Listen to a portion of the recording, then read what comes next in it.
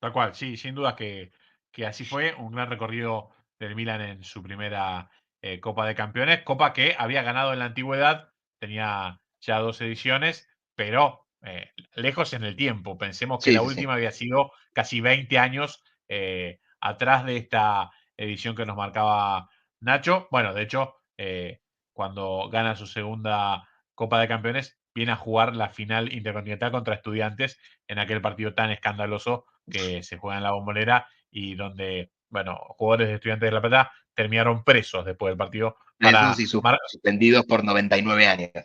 sí, sí, sí, bueno, para poner un poco del marco de cómo fue, pero sí hablamos de un equipo que ha sido glorioso en el pasado, estuvo lejos de atravesar de vuelta momentos de tanta gloria como este, y bueno, Saki se pone en el camino de recobrar la gloria perdida y, ¿por qué no?, superar a todos sus antecesores.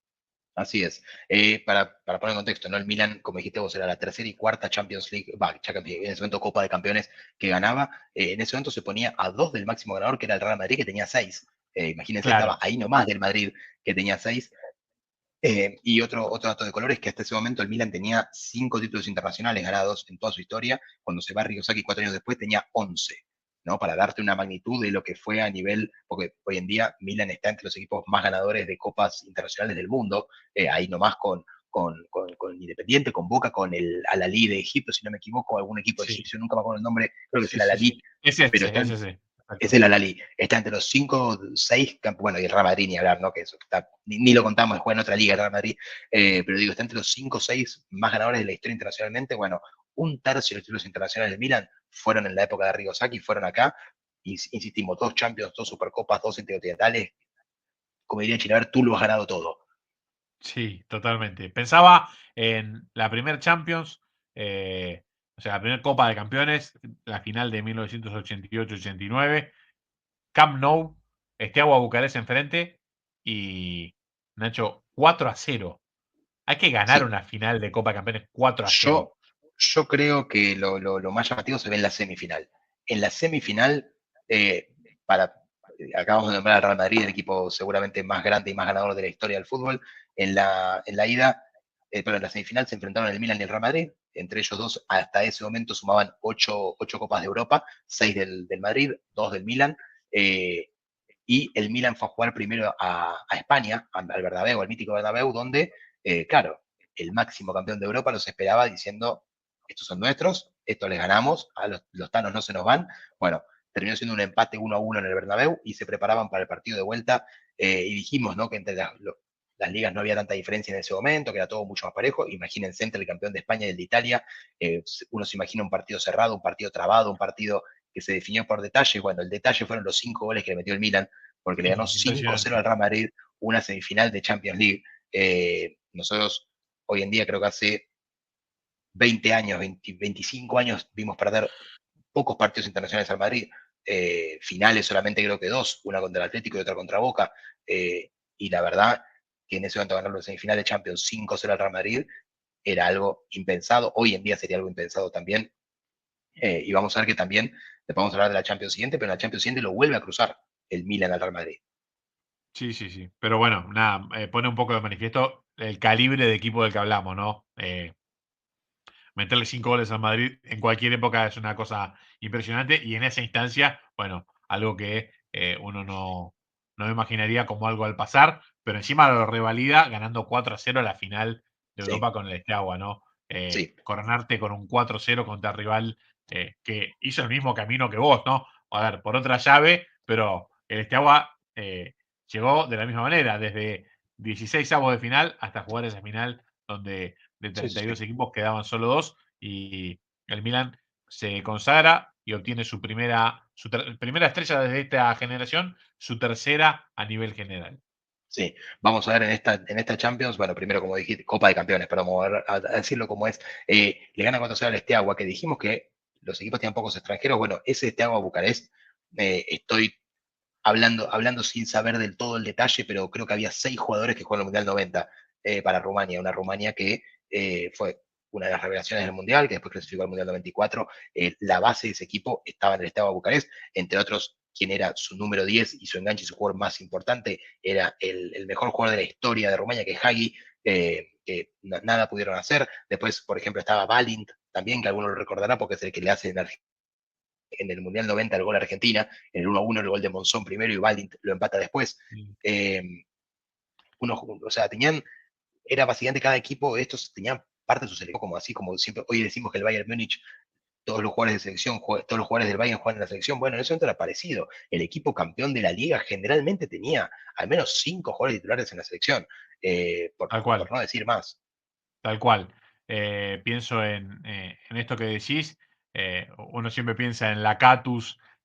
Bueno, jugadores que decís, a ver, no hubiese Petrescu, jugado nunca. Petrescu. Claro, no hubiese jugado en Rumania, hubiese jugado 15 minutos en el fútbol de hoy. Así como Carabastelia, que estaban en la selección de Georgia, hoy juegan en el Napoli y en algún momento fue pretendido hasta por el Real Madrid. Imagínense que un jugador de estos que lograba notoriedad, llegaba a un equipo hasta la final de la Champions. Bueno, hoy cualquier gigante de Europa dice, a ver, ¿cuáles tenés? Bueno, me llevo 2, me llevo 3, me llevo... Al año siguiente Sí, no tenés más nada. Bueno, no hoy, te en queda ese nada, momento no no te queda pasaba, nada. en ese momento no pasaba, en ese momento podías conservar mucho más y los pases eran más difíciles de hacer, ¿no? Porque por ahí lo más probable es que tuvieras tu cupo de extranjeros llenos. Si no te desprendías de uno, no podías incorporar al siguiente. Bueno, toda una historia que marcaba de un fútbol distinto, añejo, y en el caso más romántico, y en el caso particular, mucho más lindo en ese sentido, por lo menos para mi gusto. No digo que todo lo viejo sea mejor, pero en este caso, eso sí. Nachito, te iba a preguntar, ¿algo más para cerrar de esa Champions? Porque yo tengo acá un as bajo la manga y está interesante para verlo. No, lo único que decía antes de tu as bajo la manga es que acá sí se dio la mejor versión de Van Basten, que metió en esta Copa de Campeones 11 goles. 11 goles. Recordemos que eran 5 fases: 16avos, octavos, cuartos, semifinal. Si jugó todos los partidos, fueron 10 partidos, 11 goles. En la final metió 2. O sea, no, perdón, 10 partidos, no, 9 partidos máximo podía jugar.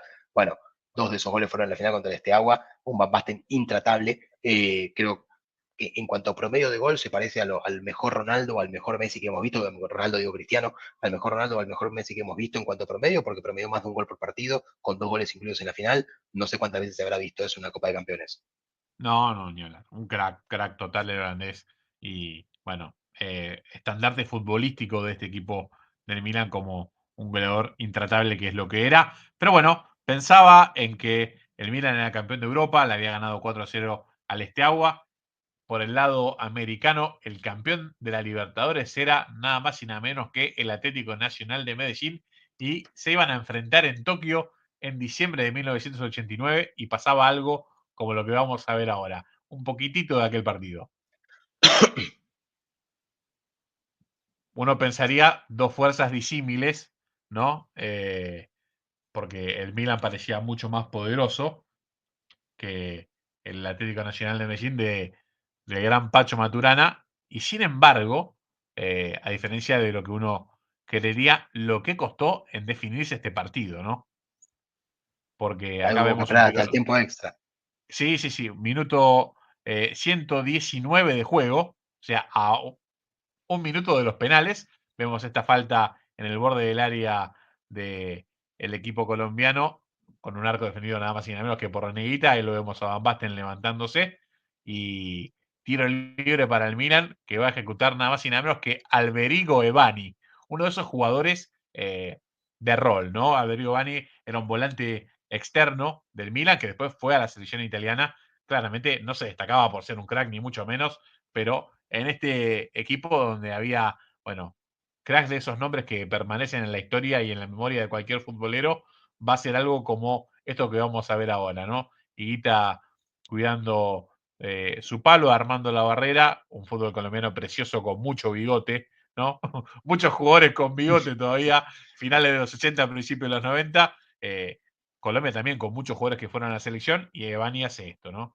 Un golazo de tiro libre para darle una copa que decían los europeos no la festejaban tanto. Miren cómo lo festejan los jugadores del Milan, cómo querían la Copa Intercontinental, cómo querían otra vez volver a poner al Milan en aquel lugar y ahí vemos a nada más y nada menos que dos técnicos, diríamos que baluartes del fútbol de aquel momento. Por un lado, Sí, Saki con la innovación táctica de, bueno, todo esto que hablábamos, ¿no? Lo zonal, el pressing, esto de correr los 120 minutos, en este caso con el alargue, y del otro lado, Maturana con el fútbol es de los jugadores, ¿no? La pelota sí, al piso y la tocamos todos y hasta el arquero, no arquero volante, arquero delantero como era Ita, que salía hasta la mitad de la cancha con la pelota. Bueno, dos formas de ver el fútbol que convivían en una final y dos formas de ser campeones, ¿no? Porque había llegado también el Atlético Nacional como único campeón de Colombia por mucho tiempo a esta final en Japón para enfrentar a este Milan y estuvo a la altura, ¿no? Solo por perder solo por 1-0 con ese equipo y sí. Y haber con un tenido gol en tus el minuto chances. 119. Sí, sí, sí, por eso digo, tiene tu chance, bueno, me parece que firmaba cualquiera y es interesante cuando uno ve las formaciones, porque ese día no estaba Gullit, el Milan jugó solo con los dos holandeses, con Rijkaard y con Van Basten, y del lado colombiano, todos colombianos. Eh, También marcando un poco lo que era el fútbol de aquel momento, ¿no? Jugaban el campeón de Europa, que era un equipo italiano, contra el campeón de América, que era un equipo colombiano, y en cancha tenías casi todos italianos y todos colombianos del otro lado. Sí, Algo que sí, hoy sí. sería imposible. Hoy veríamos dos selecciones del mundo. Y muchos jugadores de selección. En ese momento Pacho Maturana no era solamente técnico de Nacional, sino también era técnico de la selección colombiana Claro, y tenía muchos jugadores, entre ellos el fallecido Escobar, Higuita, Leonel Álvarez, John Jairo Treyes y bueno, y otro que ingresó, otro fallecido a hoy en día, Albeiro Usuriaga, el Palomo Usuriaga, que luego tal se cual. destacó en Independiente, un jugador de una técnica escandalosa. Usuriaga formó parte no solamente de ese plantel, sino jugó ese partido contra el Milan, entró en el segundo tiempo, fue parte, pero bueno, muchos jugadores de selección de Colombia que Maturana los tenía todo el año en el equipo y luego los tenía en la selección también. Eh, Nada, un Y, lujo y una liga y un colombiana que dato, sí, un dato de color que por ahí va a sorprender a más de uno. En aquel momento, está claro que no había tanta globalización como hoy que, bueno, se hace alguien viral y todos sabemos, bueno, qué sé yo, se hace viral un arquero en la liga escocesa. En el video no llega a las horas, lo estamos viendo acá por Twitter, por Instagram o en algún lado.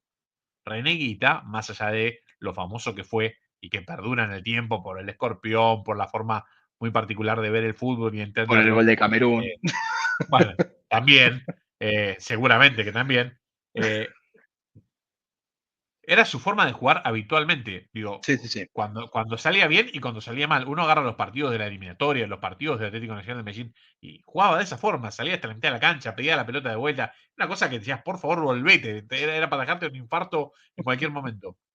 Era tan raro ver algo así que en la final del Milan con el Atlético Nacional tiene un par de escapadas de este estilo, llegando con la pelota hasta la mitad de la cancha, razón por la cual cuando a los 6 meses de esto se juega el Mundial de Italia 90, estaban avisados los camarógrafos y en el Giuseppe Meazza lo tomaban con una cámara en particular porque sabían que iba a empezar a hacer esto, ¿sí? Y Higuita lo hacía cualquiera sea el rival, lo hizo con Alemania, lo hizo con el Hizo que una venga. Alemania.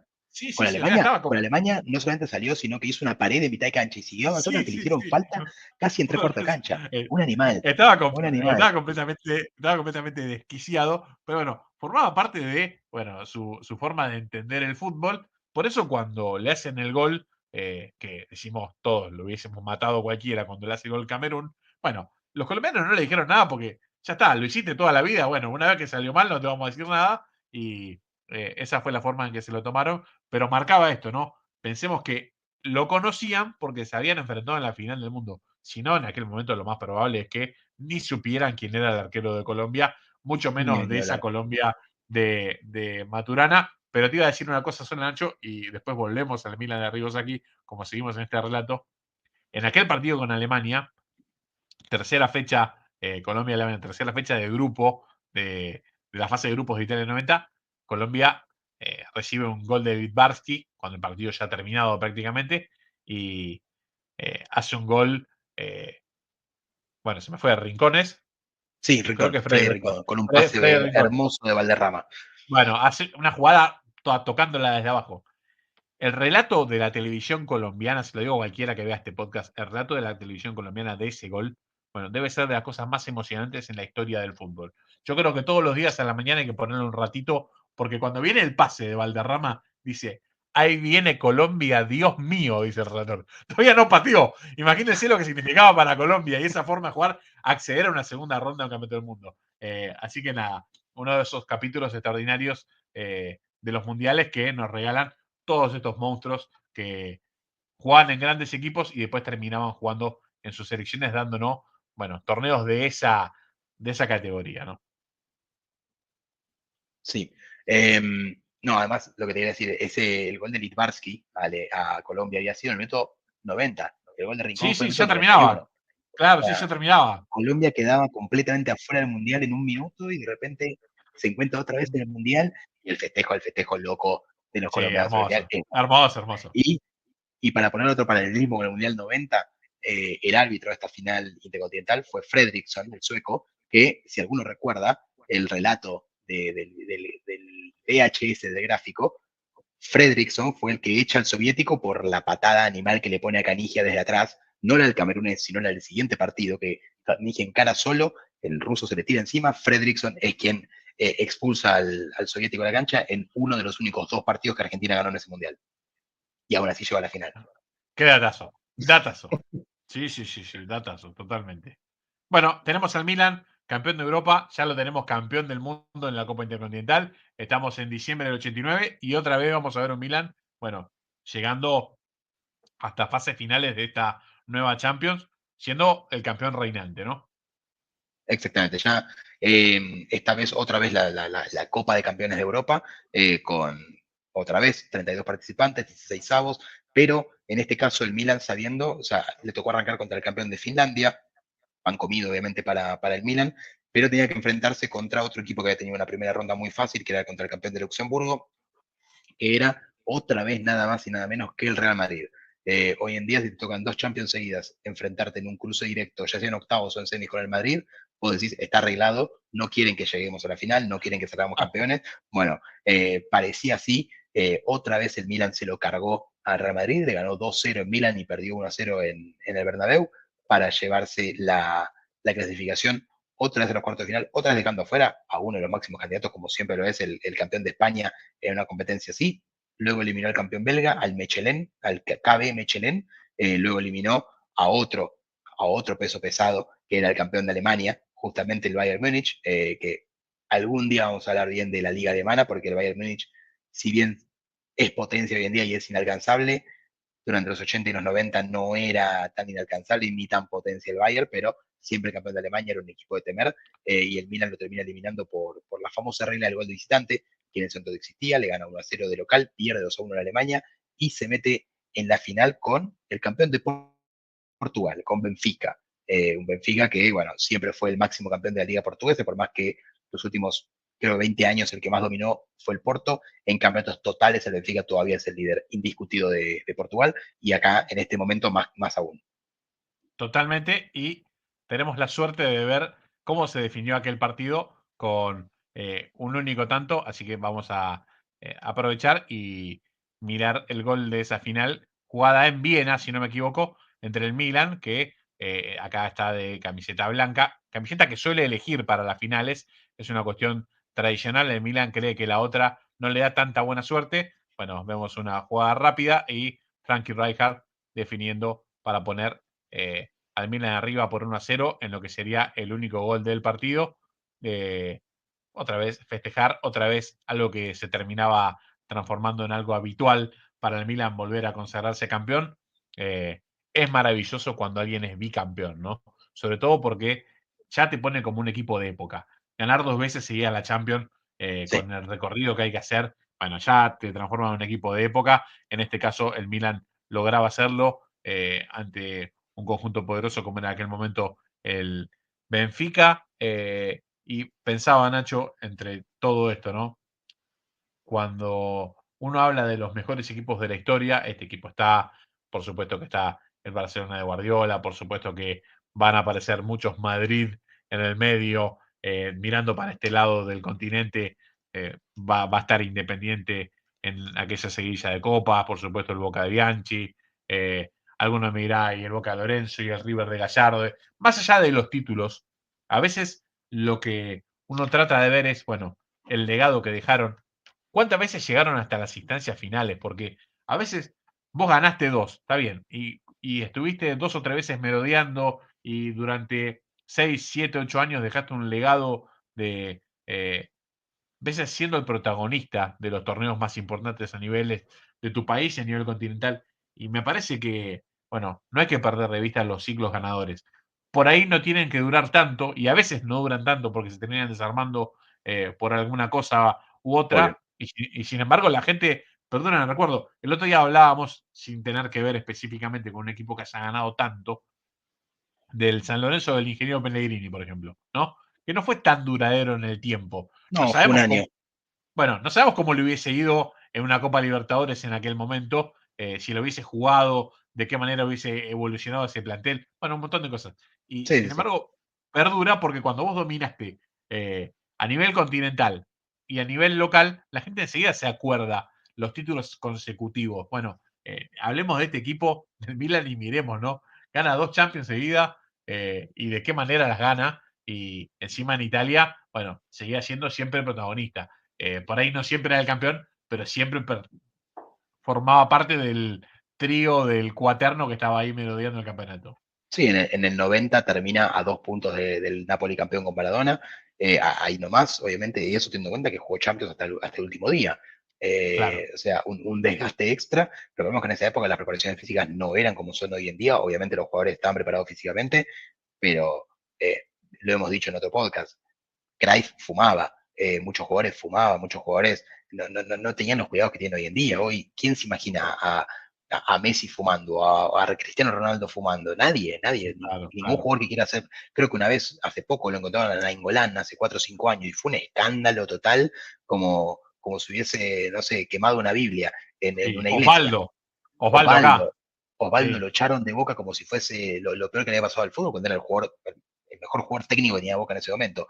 Eh, Otra preparación física, mucho más cansancio y algo para remarcar lo que es un equipo de época, porque tal vez en Libertadores uno está un poquito más acostumbrado cada tanto, sobre todo en lo viejo, que el campeón entraba en semifinales o con las 2 seguidas de Boca con Bianchi, o ahora que Palmeiras y Flamengo se las reparten como si fuesen golosinas las Libertadores. Tuvieron que pasar 27 años para que un equipo sea bicampeón de Copa de Campeones, que fue el Real Madrid 2016-2017. Entre el año 90 y el 2017 nadie repitió título. Nadie fue claro. bicampeón de la Copa de Campeones hasta que el Madrid lo hizo en el 16-17, lo había hecho en el 14, en el 15 le gana el Barça, 16-17 otra vez Real Madrid. Pensaba en esto que decías, el Barcelona de Guardiola, un equipazo espectacular, no pudo ganar 2 seguidas. A ver, ¿por qué uno dice Exacto. que es un equipo de época? ¿Por qué? Porque era un equipo referente. Está claro, en el 2010 el Inter de Mourinho le gana el triplete, ganando Copa Italia y Serie A y además la Champions, pero está claro que el equipo referente de Europa seguía siendo el Barcelona. El Inter se la arrebató de las manos esa copa, nada más. A ver, es un mérito extraordinario, ¿no? No le Obvio, bajo el precio a obvio. lo que hizo Mourinho, pero seguía siendo el equipo referente. Es como decir, cuando Once Caldas le gana al Boca de Bianchi, el equipo referente del continente seguía siendo el Boca de Bianchi. Sin duda. No cambió una época porque Once Caldas le ganó. Bueno, pasa Mismo, esto, mismo lo de Gallardo con River perdiendo con Flamengo en el último minuto. lo mismo, tal cual. Todos se acuerdan más de lo que fue esa época, porque para mí justo el año que pierden con Flamengo es el mejor año de ese River, de cuanto a nivel de juego. Bueno, está bueno, pero quiero decir, a veces tiene que ver, está claro que nadie va a ganar siempre, ¿sí? Bueno, en este caso el Milan, además de todo, logró ganar siempre, ganó 2 seguidas, una pegada a la otra, y bueno, no solo a nivel continental, sino que además se volvió a quedar a finales de 1990 con la Copa Intercontinental, 2 veces seguido, también campeón del mundo. Y decíamos, sí, 2 veces seguidos campeón del mundo cuando juega la final de 1990 en diciembre de aquel año. Así es. Y bueno, acá llegamos como, bueno, esto nos lleva a la Copa Intercontinental de 1990, donde iba a enfrentar al campeón de la Libertadores de ese año, que era el Olimpia de Paraguay, el Olimpia de Cubillas. Y en este caso, como bien dijimos con Atlético Nacional, fue un partido que se definió en el último minuto, contra Olimpia no fue la misma situación. Es más, 89 le ganan la final de Champions 4-0 con un baile terrible y la final del Continental 1-0 en el último minuto. El año siguiente fue al revés, le ganan al Benfica 1-0 con un solitario gol de Rijkaard faltando 20 minutos y la Intercontinental pasean ganando 3-0 sin un partido sin ningún tipo de atenuante contra el Olimpia de Cubillas y una segunda Intercontinental consecutiva, ya venía de 2 Champions y 2 Supercopas, lo que suman 6 títulos internacionales en apenas 2 temporadas, un logro yo creo que difícil de repetir porque hoy en día se llamaría el triplete internacional. No sé si algún equipo, no sé si el Real Madrid lo consiguió 2016-2017, pero es único se me ocurre que puede haberlo repetido. Creo que justo ahí fue cuando pierde la Supercopa con el Atlético de Madrid, así que creo que ni el Madrid lo ha repetido. Sí, sí, una cosa maravillosa de los números. Un equipo que era. No alcanzan las palabras para calificarlo realmente. Y pensaba en el contexto, ¿no? Todo esto, 88, 89, 89, 90, todo esto pegado al Mundial de Italia. O sea, cuando gana la segunda Champions el Milan, se estaba por jugar el Mundial de Italia.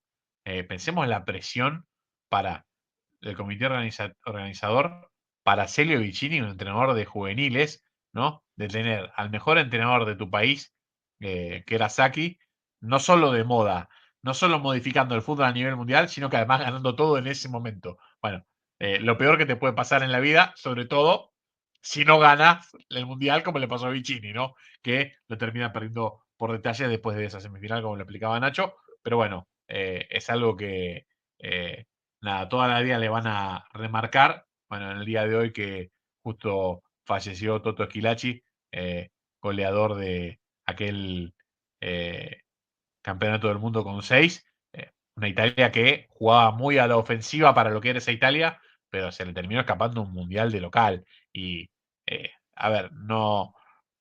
Un equipo grande de selección, hablamos de Argentina, de Brasil, de Alemania, de Italia, cuando juega de local, juega a ganarlo. Es lo único que la gente acepta. Está bárbaro, entraste entre los 4, entraste en las semifinales, todo muy lindo, pero la copa se la llevó otro. Bueno, en este caso es algo que van a marcarle toda la vida y sobre todo con algunas cositas que quedaron en el pendiente, como que Schillaci no pateara penales contra Eso Argentina. es increíble. Eh, bueno, y después explicará lo que pasó en la final de 4 años siguientes, ¿no?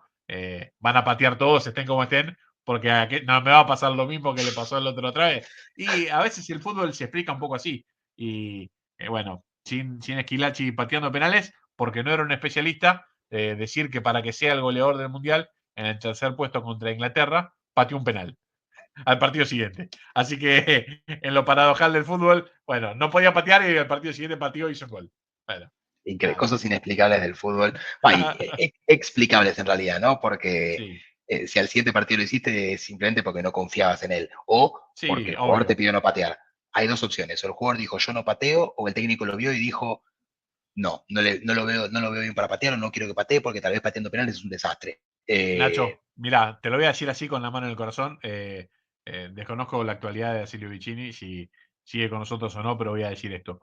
Que un jugador en la semifinal del mundo tenga hasta el minuto 75 sentado en el banco de los suplentes a Roberto Baggio, ya está, ya no cuenta con mi aprobación, sea cual sea el motivo, no importa si gana, si pierde, si empata. Bueno, esos nenes tienen que estar adentro de la cancha siempre, siempre de adentro. Bueno, le costó mucho gestionar los egos de un equipo que, bueno, realmente pensar que Baggio y Schillaci fueron para ser suplentes de Viali y Giannini y terminaron jugando titulares en ese Mundial 90.